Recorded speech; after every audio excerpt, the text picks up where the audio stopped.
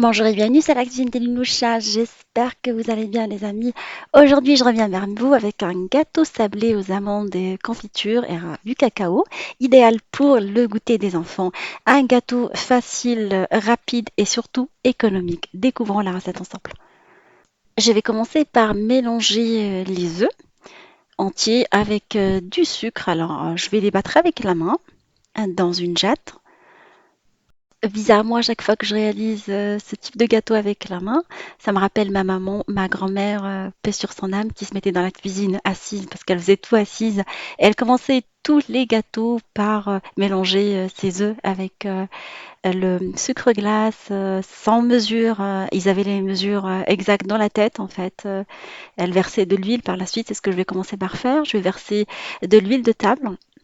On rajoute par la suite du sucre vanillé pour parfumer le gâteau. Sinon, vous pouvez mettre de l'épluchure de citron, plutôt le zeste de citron, je veux dire. On rajoute de l'huile et on mélange. Après, quand on commence à avoir une consistance homogène, on va rajouter petit à petit la farine. Personnellement, j'ai utilisé 600 grammes de farine pour 25 centilitres d'huile et 3 œufs de taille moyenne. Après, ça reste en fonction de la nature de la farine utilisée. L'essentiel, c'est d'obtenir une pâte sablée à la fin. Je vais vous montrer la texture.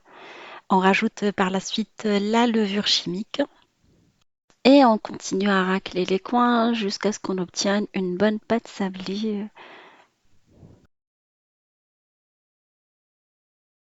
Je vais la travailler un peu en la ramassant en même temps avec les bouts du doigt. Puis après, avec les pommes de main, je vais la travailler un peu.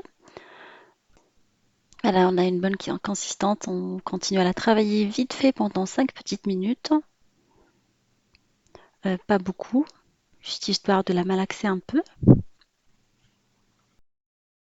On va diviser la pâte en 3 parts égales. Et on va rajouter dans une des parts du cacao amer et une grande cuillère à soupe d'huile pour pouvoir bien ramasser. On va éloigner les autres pâtes pour pas comment dire, les colorer avec du noir, parce que la texture du cacao, elle est assez légère, du coup, elle s'envole un tout petit peu partout. On continue à malaxer notre pâte jusqu'à ce qu'on obtienne la bonne couleur, qu'elle absorbe tout le cacao.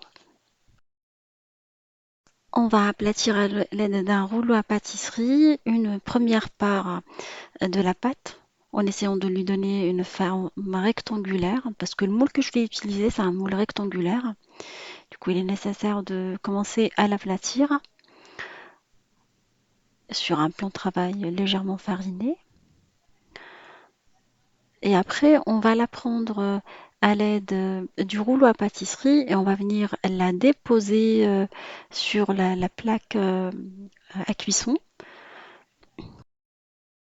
On va dérouler par la suite notre pâte sur une plaque de cuisson anti-adhésif, sinon ça sert à rien de mettre de la matière grasse parce que la pâte est assez grasse. Et on va venir l'aplatir sur la plaque.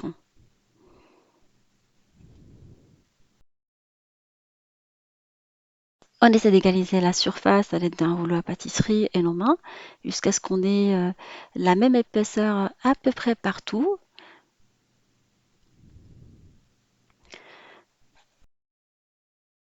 Après, on va tartiner la pâte avec de la confiture. Alors, j'ai choisi de la confiture d'abricot avant de mettre la deuxième couche de cacao. C'est ce qui va garantir un sablé bien moelleux, bien fondant, avec les 3 couches qu'on va avoir. Idéal pour le goûter des enfants, pour un 4 heures, pour les personnes qui aiment bien les biscuits, vous serez bien servis.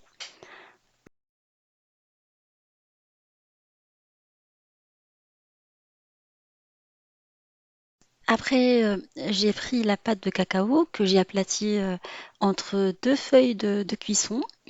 La pâte étant très friable, du coup, il vaut mieux le faire pour éviter de mettre du cacao ou autre chose. J'ai adopté cette méthode uniquement pour la pâte de cacao, d'autant plus qu'elle est très salissante. Elle salit vraiment le plan de travail, d'où la nécessité de faire cette méthode-là. On essaie toujours de lui donner la forme rectangulaire et après on va venir l'ajuster par-dessus le gâteau, déjà réparti, le sablé. Et j'ai transvasé le papier cuisson par-dessus le gâteau. Excusez-moi, cette séquence a été non filmée parce que j'avais plus de batterie. Du coup, j'ai rechargé et continué le gâteau. Je pensais que j'étais en mode film. Là, je vais venir faire adhérer la pâte de cacao par-dessus l'autre en l'aplatissant. L'opération, elle est un peu délicate parce que il y a de la confiture qui ne facilite pas la tâche, mais petit à petit, on y arrive. Pour la troisième couche, je vais venir râper la pâte réservée par-dessus le gâteau. Ça va faire comme un crumble. On la râpe en prenant le soin de couvrir l'ensemble du gâteau.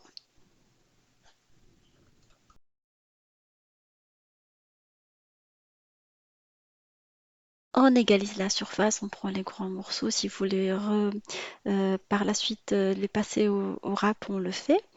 Et après, on va faire cuire notre gâteau à 160 degrés pendant une vingtaine de minutes ou plus en fonction des fours. L'essentiel, c'est d'avoir une surface bien dorée, c'est que le gâteau, il est bien cuit. Entre-temps, je fais griller des amandes effilées rapidement à la poêle. Sinon, vous pouvez mettre des cacahuètes concassées ou des amandes concassées. À la sortie du gâteau du four, on va le napper encore chaud avec de la confiture d'abricot. Soit le gâteau est chaud et vous le nappez avec la confiture qui est froide. Et l'essentiel, c'est de la prendre un peu liquide. Soit le gâteau, vous laissez un quart d'heure et vous le chauffez avec la confiture chaude. Vous choisissez une des options. Ça permet vraiment d'avoir une bonne texture avec ces techniques de confiture qu'on va venir mettre un peu partout. Je vous laisserai les ingrédients exacts. Moi, ça m'a pris un pot de confiture entre les 2 cuillères que j'ai mis tout à l'heure, plus ce que je vais répartir par-dessus le gâteau. J'ai parsemé mon gâteau avec des amandes effilées, celles qu'on a grillées rapidement. Il faut faire attention parce que ça crame très vite. Et je vais venir renapper à nouveau et verser la confiture. On va laisser absorber tranquillement la confiture avant de pouvoir le découper. Alors l'idéal, c'est de le laisser au moins 2 heures avant de pouvoir découper le gâteau. Notre gâteau est maintenant frais, ou plutôt prêt. Il faut vraiment qu'il soit froid pour pouvoir le couper. Il a bien absorbé la confiture, on va pouvoir le couper en parts. Alors j'avais marqué avant pour pouvoir mieux couper. Alors vous coupez des losanges, des carrés, des petites parts, des grosses parts en fonction de ce que vous avez envie. J'enlève les bords qui sont irréguliers et pas beaux. C'est ce qui mange mon homme et ma fille devant la télé, parfois avec du lait chaud au chocolat. Et les belles parts, je vais les dresser dans une belle assiette et je vais les laisser de côté. Mon gâteau est maintenant prêt, il est vraiment délicieux, je vous le conseille. Alors on a la couleur noire au milieu, les 3 étages, le croustillant apporté par les amandes et le côté crumble qu'on a râpé, le côté moelleux apporté par la confiture. J'espère que ce gâteau vous fera plaisir et fera plaisir à vos amis et vos familles surtout. Je vous fais des gros bisous d'amour et je vous dis on se retrouve sur la cuisine de Ninousha avec des nouvelles recettes, un nouveau voyage culinaire et à bientôt.